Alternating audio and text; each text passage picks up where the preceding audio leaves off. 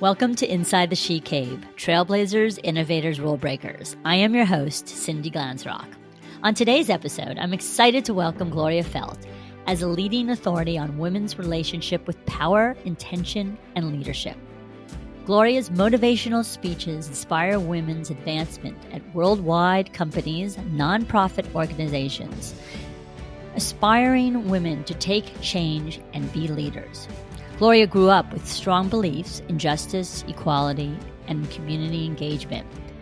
She became involved in the civil rights organizations and realized the importance of women's rights, motivating her to join women's organizations early in life and advocate for gender equality.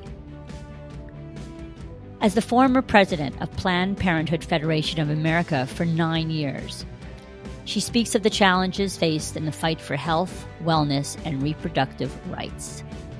This summer in Washington, D.C., Gloria has organized the annual Women's Equality Day Conference, which will celebrate the achievements of women and honor the Equal Rights Amendment Coalition. You can read many of her books she has authored, including Behind Every Choice is a Story, The War on Choice, and Intentioning, Sex, Power, Pandemics, and How Women Will Take the Lead for Everyone's Good.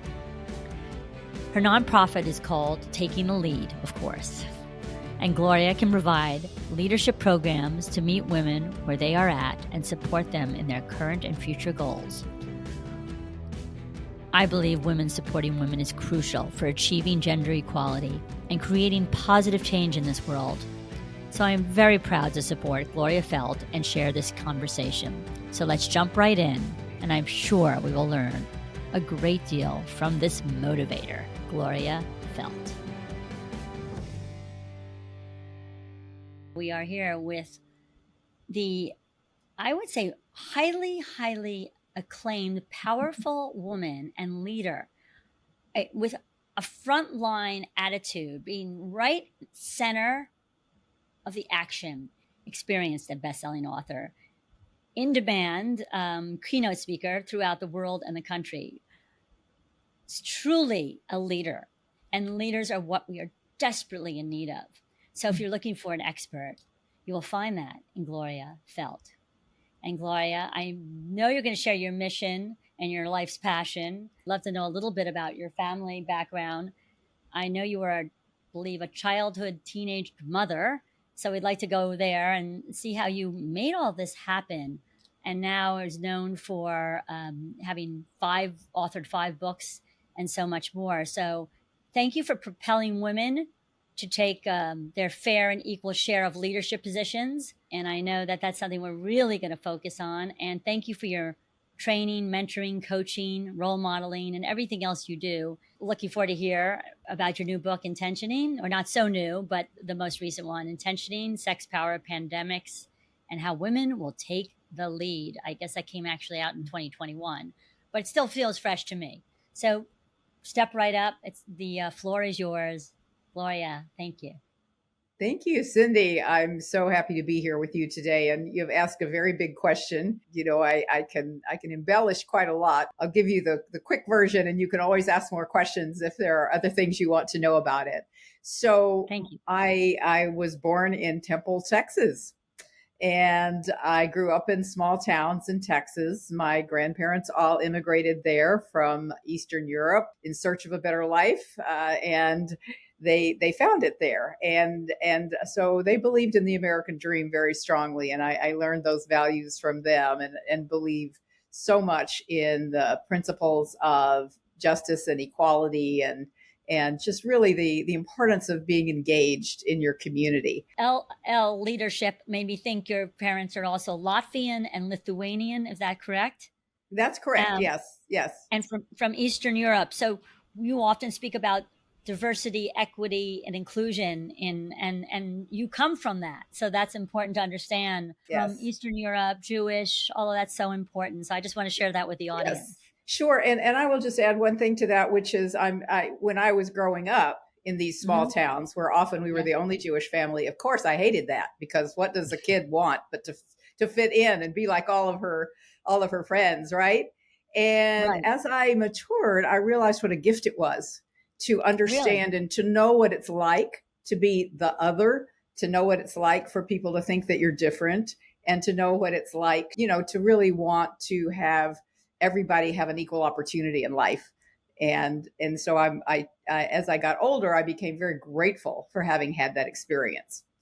Do you believe So that was, as a young person, like an intention of yours to purposely, you think that was embedded it in you in it some it way? it, it crept up on me. I don't think I realized it then. I Right. do know that I started having really, I guess, a sense of injustices, particularly for the Black people around in Temple, Texas, which is really the part of Texas that is pretty much deep South in its culture.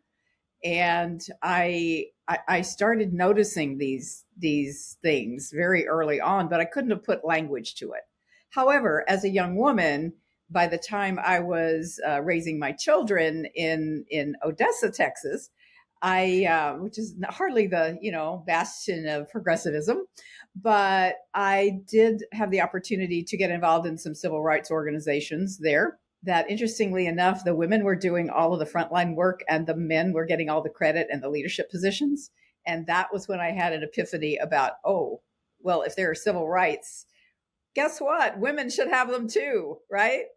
That was So an aha moment for you, huh? it was a huge aha moment for me. And so I have always understood how racism and sexism are joined at the head. Racism, sexism, anti-Semitism, homophobia, all of these things are basically the same thing. Absolutely. And they're really joined at the head in so many different ways. And we have to fight all of them together Together. and the same. Yeah. And yeah, right. So that's really what propelled me to do what I've done. And it did lead me to get involved in women's organizations and to learn. Really, I was insatiably interested in the history at this point of the women's movement. I found Ms. Magazine. I was blooming into a budding feminist at this point. Around how old were you when you understood the word feminism, or I think I when was did you start probably, reading? yeah, I think I was probably in my mid to late 20s. Okay. I had started to college when my youngest child was 4 months old. And that's when I started reading really at first about racism, then about sexism and all of these different social justice issues, and totally immersed myself in it. And I was just fortunate that there were people who invited me to join some of these organizations. One of my professors invited me to a League of Women Voters event. And that is where I learned so much about how you actually can be effective in politics. And I always credit the League of Women Voters for having taught me how things work and how anyone can actually have an impact in Was your mother public involved in policy. politics, or did your mother work? Good question. My mother, yes. Oh, yes. My mother and father worked together. Basically, my father had a Western wear manufacturing business. Oh, great. And yeah, he made Western shirts, gorgeous Western shirts that real cowboys so you must wore. have a great collection. I wish I did, but I get the ones that I have now from vintage websites, because it's a brand that is still very much revered by people who know Western wear. Timtex, as in Temple, Texas. And he sold the brand ultimately to another company, which kept it for many years, but it no longer is being made. Shirts are no longer being made with that brand, so you have to hunt them, but they're still findable. You asked me if my parents were politically involved. I would say that they were involved in their community. They were always volunteering for things. My grandmother walked across town to volunteer at the Veterans Hospital in her gray lady uniform every week. I had sort of a tradition of you are in the community, you need to be a part of it, you need to contribute to it. And wonderful. So they weren't actively engaged in political issues, to my knowledge, but they were very involved in community service. Was there a particular woman, I know you know Bella Abzug, or at least you were interacted with her, that like stirred the pot for you and got you involved? Well, from Ms. Magazine, of course, I got to know some of these major characters in the feminist movement, but I didn't get a chance to meet them until much later when I became president of Planned Parenthood Federation of America. I apologize for not mentioning that at the beginning, that you No, ran that's national Planned yes. Parenthood for how many years were you running That it? was 9 years. That was 9 years. And that capped a 30-year career with Planned Parenthood. So I guess I had already met Gloria Steinem before that, but I hadn't met any of the other great lionesses of the movement. And so I did have that opportunity then. With Planned Parenthood, that, you know, it's described as the world's largest reproductive health and advocacy organization, if I'm correct, versus an abortion platform. So I just think that's an important thing that we want to, you know, just touch on today, since I didn't mention it at the opening. Just Right. all the work you did there. I would love you to share that with the audience too. Thank you. I had my first Planned Parenthood position totally serendipitously. Yes. As I was finishing my degree, I had been teaching at Head Start, and I had done a little bit of volunteer work for the brand new little Planned Parenthood affiliate in West Texas, because one of my teaching colleagues was on the board, and she invited me to do that. I mean, I didn't really have any major involvement. And what with is Head Start? Some people don't know about that. Head Start is a federal program that is now part of the public school systems, generally speaking. But back then it was independent on its own. It was brand new, developing as we went.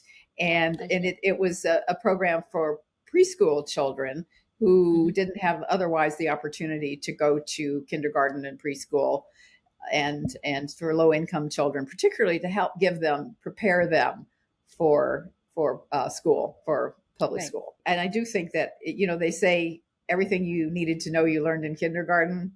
Trust me, everything you need to know you can definitely learn by teaching kindergarten too. Everything I needed to learn about leadership, I learned from teaching kindergarten. Really? In kindergarten? Oh my God. In kindergarten, it's quite amazing. You have to learn how to deal with all kinds of people. You have to figure out how to negotiate with a wide variety of people. You learn a lot. So I planned on being a high school social studies teacher.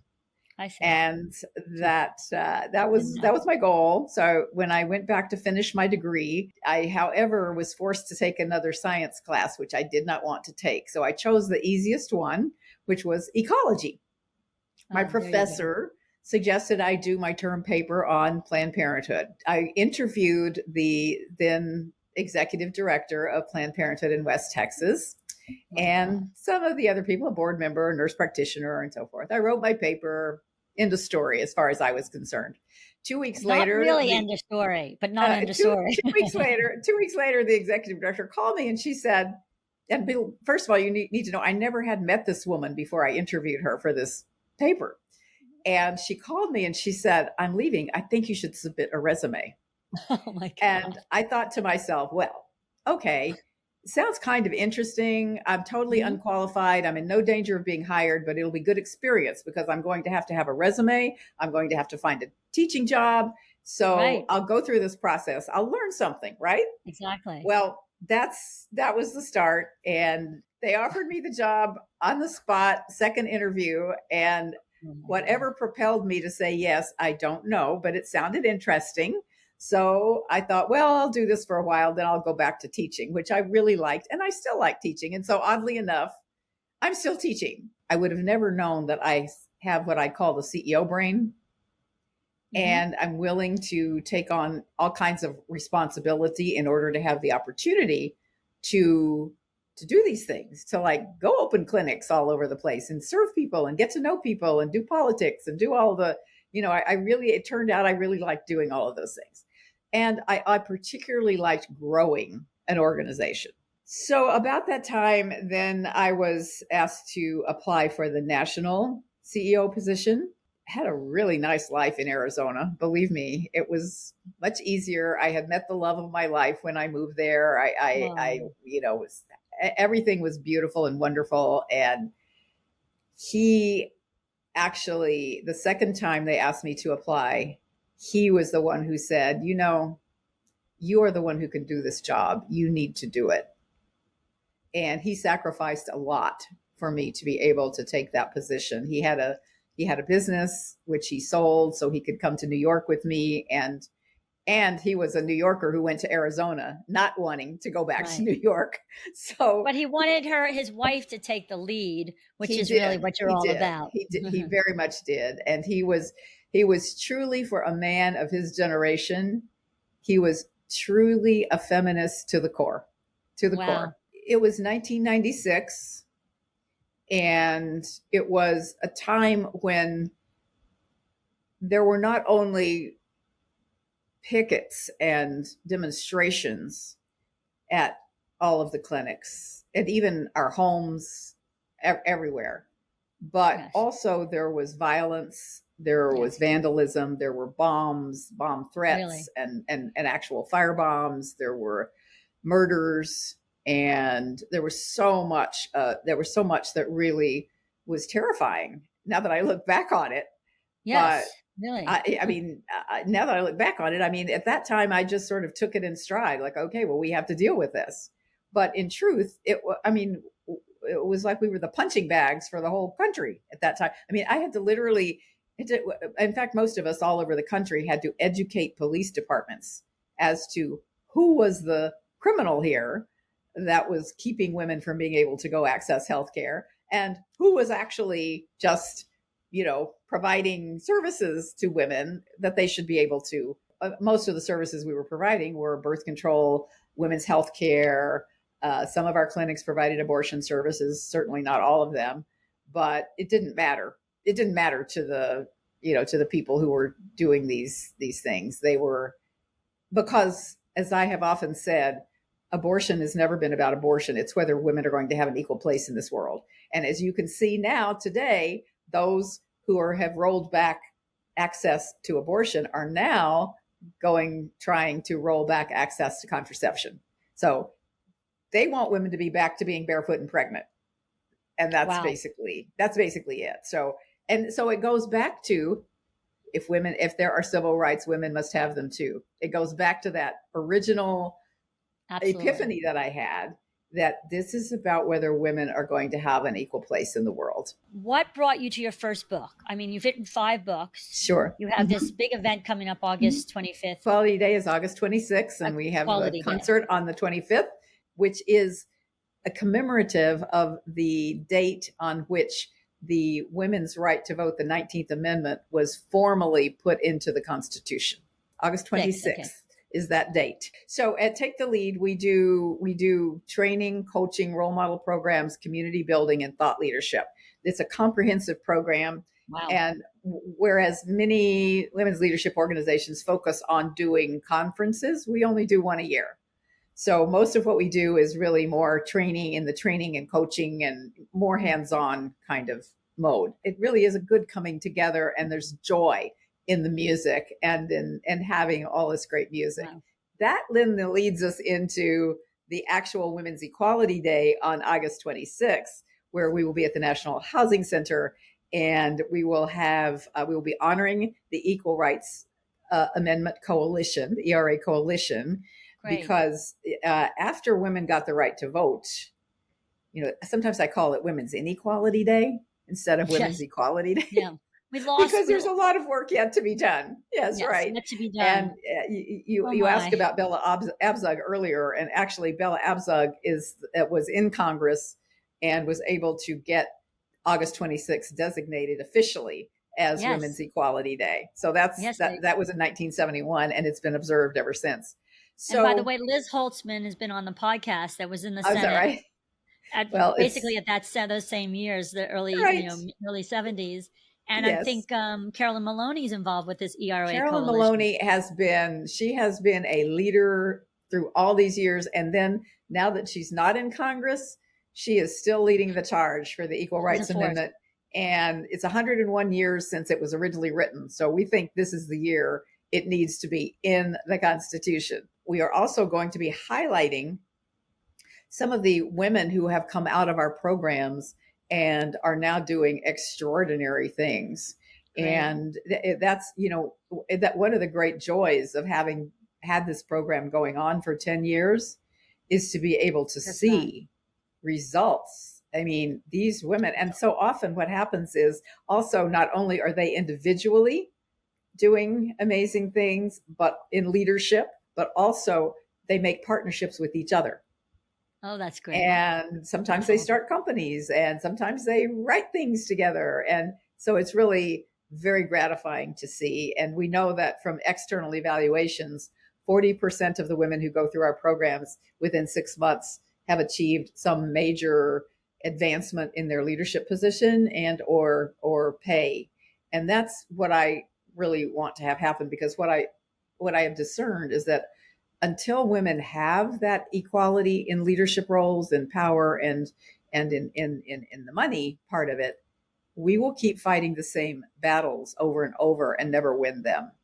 But I think that once we have really equality and parity in the leadership across every sector, whether it's politics or business or entrepreneurship or law or medicine or whatever, that is when you will begin to see real change, and where you'll really see, and I think we're already seeing it now, real change in how women are treated, how women are valued, and how we get to true equality for the sake of everybody. I mean, for example, the data has shown that if women in the US had equal pay, there would be an extra $12 billion in the gross national product. Now that's not nothing, God. Right? Who did that study? McKinsey. Yes. Okay. Yeah. Right. That's so, very relevant. Exactly. Yeah. So it's not just, I mean, you do these things because they're the right thing to do. And we lost a lot of women during COVID, if I recall. I think you and I discussed that. Yes. It was one of the biggest losses of the workforce, I believe, was women. Yes, women were set back quite a lot by COVID. Set back, some said 10 years in terms of their advancement. And explain to the audience a little what happened. Was it basically because of childcare? It was basically that, well, several things. First of all, women were in most of the lower paid jobs that were the most vulnerable. Mm. And so a lot of women just lost their jobs. And right. So they got off the career track. Oh. And also many women were home taking care of their children. Of course. And somebody had to take care of the children, right? Right. And so often it fell to the women to, help them with their schooling and help them with their meals and all of that. Now, here's what I want to say, because one of my leadership power tools is 𝐴𝐵 the chaos. The thing is, as they say, you should never waste a good crisis. Yes. And when things are in chaos, boundaries are malleable, and people have to open their minds to think differently and solve problems that they never had to solve before. And they have to figure out how to see things differently and do things differently. And so while COVID, the whole pandemic, it was horrible for so many people in so many ways, what it did to companies is it made them have to become more flexible and to implement policies that women have been saying for many years were needed in order that both men and women could be responsible parents, could actually take care of a life as well as make a living. And that means more flex time. It means parental leave for men and women. In fact, caregiving leave, because almost everyone at some point is going to be a caregiver for somebody, whether it's a child or whether it's a parent. Everybody is going to have that issue in their lives. Mm-hmm. Where just the fact that we are able to now know that we can work from many different locations. The pandemic is a great opportunity for all companies to simply make it more flexible for men and women. And young men today want that flexibility, by the way. It's not just young women, but see, women will talk about it. Men are afraid to talk about it because they're afraid they'll be looked down on. Speaking of men, that you have an award for men too, because you really, you honor the importance of men in women's lives. Mm-hmm. And you have several men that I've seen at these conventions that speak about how many women have influenced them, whether it was their mothers or this one gentleman was talking about the amount of women, whether it was his mother or other Black women in his life that made him what he is today. It was so beautiful hearing those stories, including the CEOs that have now put other women on their boards that didn't before. And I just loved hearing that the people you're honoring are doing such great work, and these are men, and it's nice to see them. We need the men to step up, and it seems like they are starting to more and more. Absolutely, absolutely. There's no question about it. And just as my husband was, he was quite happy that I was earning an income, and it didn't all fall on his shoulders to have to do all of it, right? So that's the smart men definitely are happy to have women being much more equal with them in terms of being able to basically, I see it as giving your gifts to the world, because we all have certain talents and gifts. And Yes. how much richer is the world when we can all give those gifts to the world and really make it something that satisfies us and gratifies us, but also makes the world better. Besides having 3 children, you birthed 5 books. So touch on your other children besides the The ones other that are, children. Okay. All besides the right. ones you've raised. All right. Okay. So the first 2 books I wrote were when I was still at Planned Parenthood, and I wrote them because I felt that the media was doing a terrible job of educating the public about the issues. And I felt that there needed to be a way to, first of all, the first book was called Behind Every Choice is a Story. And that ultimately all of these issues around human reproduction, childbearing, what your choices are, the health issues that surround it, ultimately they're so intimate and personal. And Yes. everybody has a story. Yeah. Everybody has a story. And once you know the stories, you're much more open to understanding why it's important to have public policies that support those choices. So the first book I wrote literally was made up of stories I had collected, thousands of stories I had collected Really? over the years Hmm. from patients and supporters who would Right. write me these impassioned thank yous. And, for it was just, they were all, and they're all over the map. It was childbearing, it was adoption, abortion, infertility, sex education. It was Wonderful. I mean, you name it, every aspect that I had stories of all across the board. So the second book was the more political version of it, which is called The War on Choice, the right-wing attack on women's rights and how to fight back.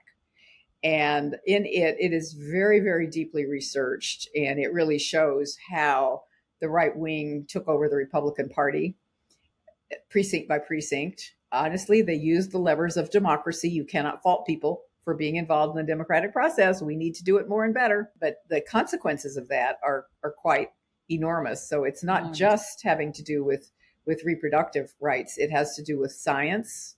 It has to do with how the media reports stories, the stories they report, and how they tell those stories. So I covered every aspect of that, and I covered it on the international front as well as in the U.S. So that, and then being a practical person, I concluded with, and this is what you have to do about it. This is what you have to do to keep it from happening. And how many people gave you feedback and told you they used that advice you shared? Do you get feedback? I wish. And isn't that always the issue? You do all this hard work, and you're like, I hope someone is learning from what I'm teaching. It was, I think the most hurtful thing about that for me was, I mean, the book quickly became a national bestseller, and it would have become it was actually recognized as an up and coming book by the New York Times. But I will tell you that the people inside the movement itself couldn't believe that these terrible things could actually happen. Nobody could believe it. Well, now we know it can happen, right? Now we know. But it took quite a while for it to all. What I attempted to do was to say, if you don't want this to happen, here are the things we need to do. Exactly. And people really, it's very hard to get progressive to play political hardball. Yes. Very hard. That's an issue with, I think, the Democratic Party in general. Is they, they're all progressive, but then what are they doing about it is the next question. Right. About the issue. So people, but now people are rising up, and it's a hard lesson, but they may have to fight these same battles all over again. And but they can win them again, because there are ways to reclaim the whole democratic process. So those were the two books I wrote when I was still at Planned Parenthood. Wait a minute. I'm not letting you get away with it. There are ways to reclaim the democratic process. Give us one. Well, you have to, I know people always say vote, right? But voting is just the end game. That's not the beginning. Right. Identify people who you want to support much earlier in the game and support them all the way, and be there for them after they're elected, and make noise and make sure that they know what you want, and make sure that you praise them for doing the things that you want. So you have to be really engaged in the whole process from beginning to end. And that process does not start on election day. Election day is just a little moment in time. Every election starts the day after the last election. Right. And it starts with people being involved. And it may not be being involved in electoral politics. It may be being involved in community organizations. It may be being involved in things in your community that are nonprofit organizations. But that's what you have to do. And for example, if you're interested in the arts and getting support for the arts, you need to be involved in your local art institutions and help them be strong, and make sure they have money too. And so, pick your issue and be involved in it, and not be just a passive observer. And above all, do not be cynical. Do not be cynical, because that is the kiss of death for democracy. And it really is. And that's just the way it is. So after I left Planned Parenthood, I was not sure what I wanted to write about next. And I had an opportunity. You knew you wanted to continue writing. You loved writing. I knew I wanted to continue writing. My plan was I was going to sit here behind this computer and I was going to write. And I did not want to run any more organizations. I felt I had been doing that for long enough, and I needed to do other things. But your advice is to continue the battle and support it. Did you continue to support Planned Parenthood and stay involved even after you left? Well, I think that from a thought leadership perspective, I did quite a lot. I did quite a lot of writing. I did a lot of speaking. And then, as I mentioned before, what I realized was, until women have equal power and positions and pay, we will keep fighting those same battles. And so I decided that was like the next move for me. Meanwhile, I wrote a book with Kathleen Turner for fun about her life. And we had a great time writing this book, I have to tell you. And so that was fun, but it was sort of a for fun thing, not a. Did you meet her through Ms. Magazine connections and through Planned Parenthood? I met her through Planned Parenthood. Yeah, she was the chair of our celebrity board when I was at the National Planned Parenthood. Yes, right. And she's fantastic. I mean, she's a true blue activist and very involved. I always say, one of her favorite charities is Meals on Wheels. Yes. And she actually, right now, because of her rheumatoid arthritis, she is less able to actually do this physically. But for many years, she literally delivered the meals to people in need. I mean, she really got her, she got into it. She did it. She really is she rolled up her sleeves. She rolled up her sleeves and she did what needed to be done always. I admire her. You gave her an award, something having to do with the shirt. Yes, wear the shirt. Yes, we have. I forgot to mention that. One of our awards is based on my power tool, Wear the Shirt. And that power tool is about, what do you believe in so strongly that your deepest held value, that you will actually put it on your shirt and wear it to the gym. I love wear it out in public. And so we give that every year to an individual or a company that wears its values on its shirt. And really lives its values in a public way. I decided to write about something I was obsessing about, which was, why is it that after all these years I had been in the women's movement, we were so far from parity in the top leadership positions in every single sector? And at first it was politics that interested me. Based on Elle magazine asked me to write an article about women running for office the year that Hillary Clinton was running for president the first time. Mm-hmm. And everybody thought, we may have our first woman president. And I discovered that the story about women running for office was that women didn't run. And so no wonder there was such disparity, because you can't win if you don't run. You have to be willing to put yourself out there. So I wrote this article, and then I found, as I did further research, that the data was exactly the same in every single sector. We were stuck at under 18% of the top positions in every single sector.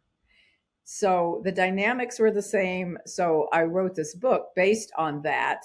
The title has to do with my conclusion, which is No Excuses. No 9 excuses. ways women can change how we think about power. I love that title.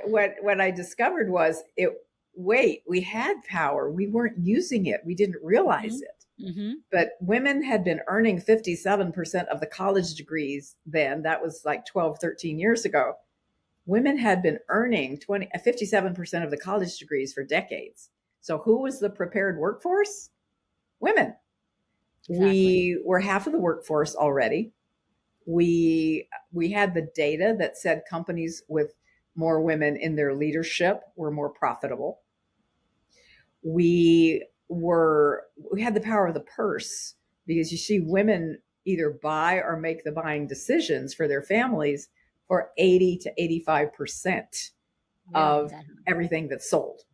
Well, what power did we already have? Why were we not using it? And that's what caused me to do this research and to discern my solution, which was not that women had less ambition than men, which most of the research said, but that we were socialized differently around power and intentionality.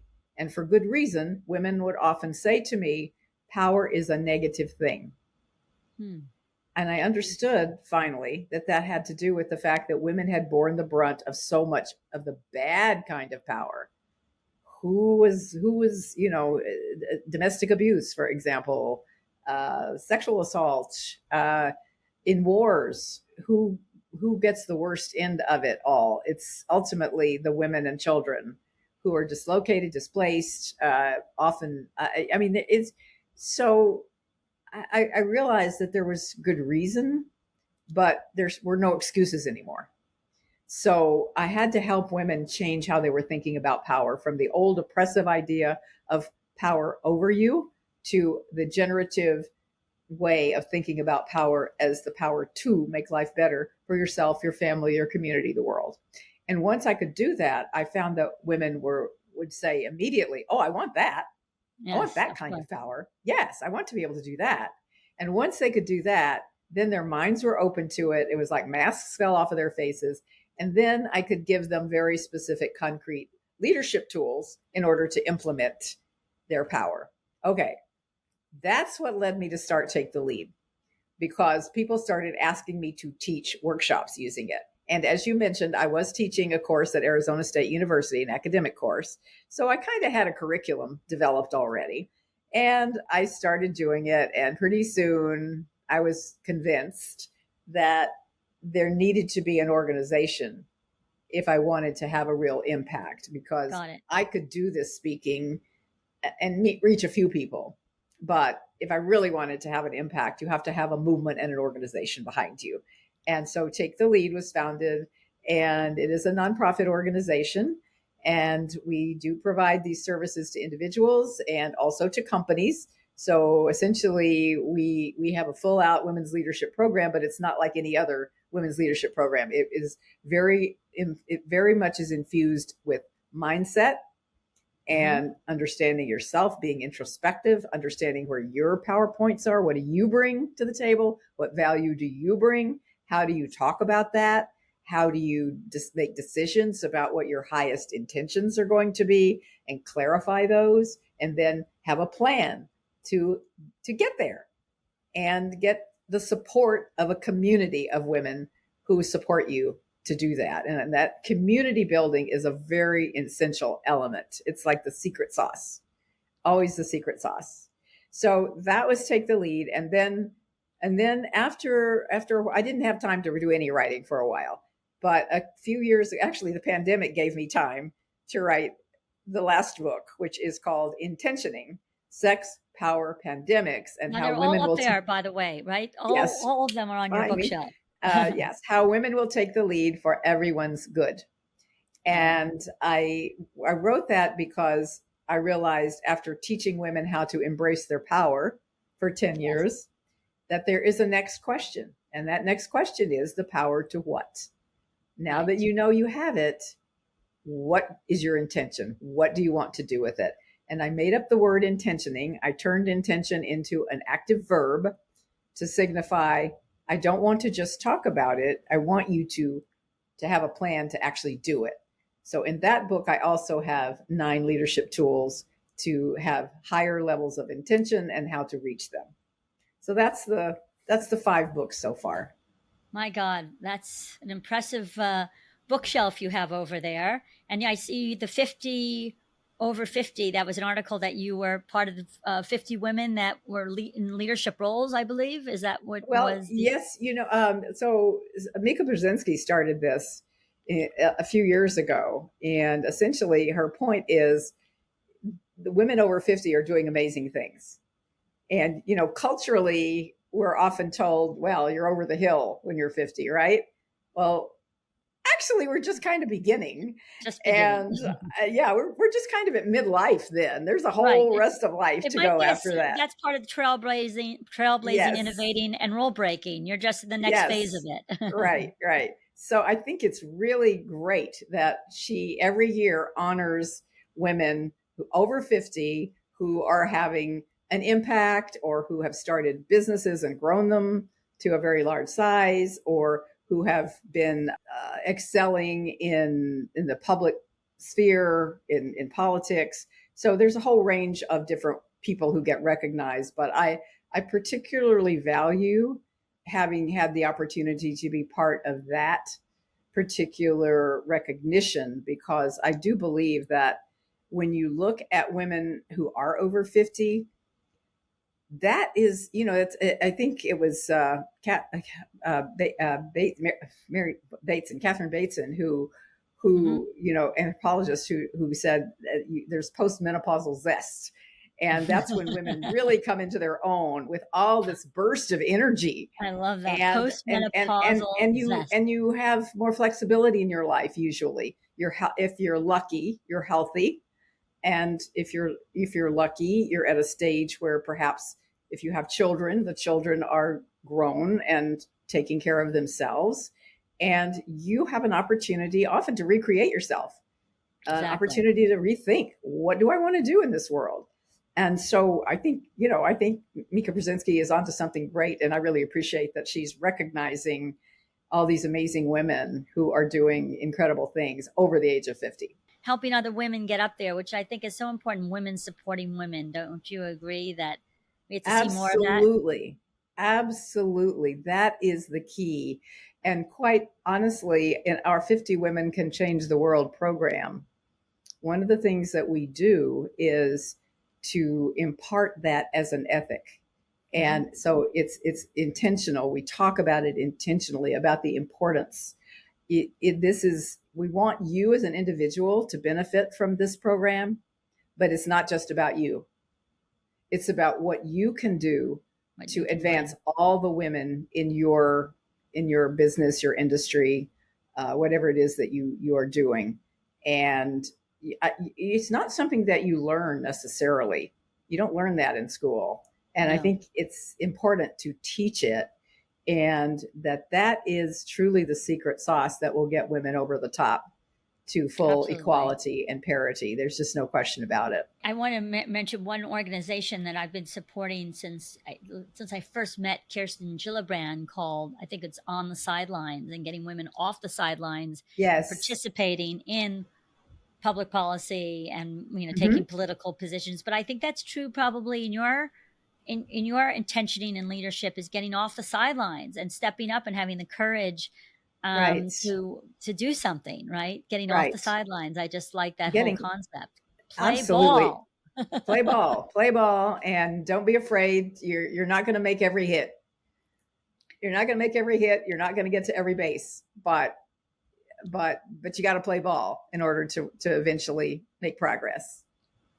Well, I'm excited. Thank you so much. I want to kind of wrap up because we could keep talking because you have so much to teach people. And I know you go around the country, the world as a speaker, but just one pearl before we end about when you intention, is it like a mantra? Like what is exactly, how does one intention, if you could just summarize that for all of us? How does one go about intentioning? Well, it is answering that, or taking the lead. It is answering that question.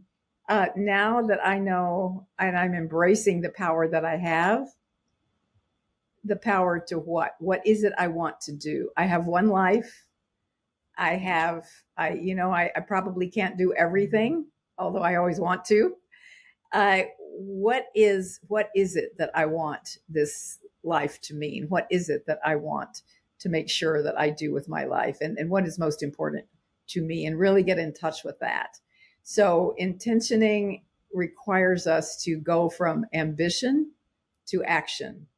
So it's not about I wish, I hope, I want. It's about, heck yes, I am going to do it, or I am doing it. I am doing it now. I'm going to take that step. I get to. Yes, I absolutely. I get to do it. So so it's taketheleadwomen.com is the website. Yes. And if people want to find you, I guess also on Instagram, Facebook, you're everywhere. We're everywhere. We're either at Take Lead Women or at Take the Lead Women on all social media. And I personally am at Gloria Feldt, because if I had a clever handle, I would forget what it was. So I just use my name. And that's that. Well, I love your website, and I love that I can call your number and reach you. That's intentional, maybe. So thank you we'll thank our friend Patty for directly introducing us, Kenner. So always. Speaking of woman who supports and helps other women, she's terrific. Oh my goodness. At that. Patty Kenner is extraordinary. Extraordinary. Yeah. Yes. We just love her support of other women. And I'm glad you put your face on the front cover of Intentioning. I think that's great that we get to see you on the cover of your book. Thank you. I look forward to meeting you maybe in Washington, D.C. on August 25th. Wonderful. I hope you'll come. Please do. That would be great. Please listen and subscribe to the show on YouTube. In addition, wherever you listen to podcasts, please share and leave a review. Thank you.